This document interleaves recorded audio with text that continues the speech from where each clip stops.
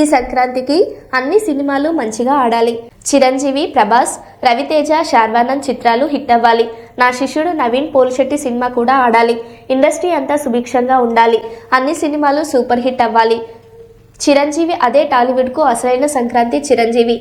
వెంకీతో shooting చాలా సరదాగా సాగింది. ఇదే కాంబినేషన్లో ఫుల్ లెంగ్త్ మూవీ చేస్తున్నామని చిరు అన్నారు.